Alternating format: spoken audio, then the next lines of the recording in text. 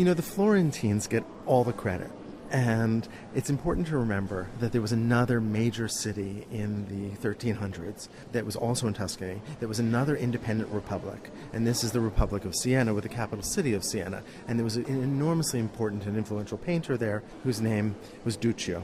And so let's look at one of his most important paintings, the Rucellai Madonna.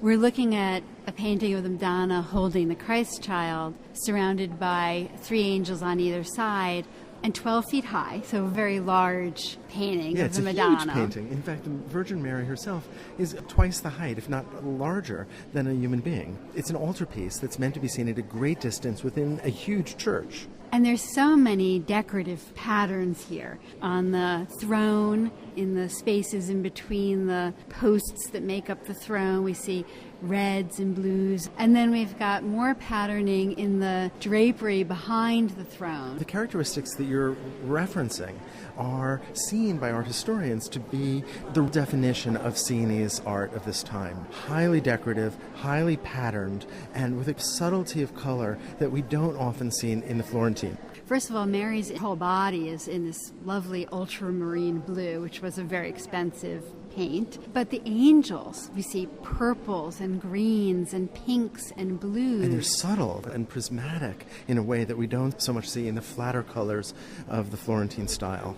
It's hard to say that Mary's sitting in her throne. The throne itself is so flat. It's almost a background against which she's seen. There's so much detail and so much decorative patterning in the throne, especially in the cloth that drapes the throne, that its structure gets lost. Because pattern, of course, does emphasize the two-dimensional. When I look at Sienese art, and especially the Rucellai Madonna, I tend to think of an artist who is so in love with the ability to create beauty that pattern and form tend to trump the overall representation and the emphasis on any kind of naturalism or any physicality.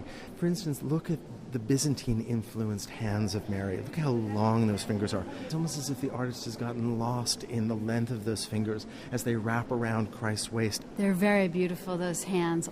I'm thinking also about the amount of gold here. We see the disappearance of all of that gold through the 1300s into the 1400s. Here, the painting's value is largely in that ultramarine paint that was expensive and in the use of gold.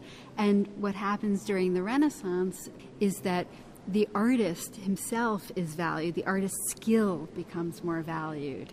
Not that Duccio's skill wasn't valued, but the value was also heavily in the materials that were used that were often dictated by the patron. Now, the ultramarine blue that you're referencing was actually made of the semi-precious stone lapis lazuli, and during the Renaissance, the only mines that were available for lapis were in Afghanistan, still a remote place for us in the 21st century. One can only imagine how exotic and rare and difficult importing from Afghanistan would have been in the 1200s. And here we have an enormous quantity of that color being used. So this is in some ways ostentatious. In some ways, this is a painting that is broadcasting its value, its wealth, its importance. What's so interesting is this was a commission for the main altar in Santa Maria Novella in Florence, although it's by a Sienese artist.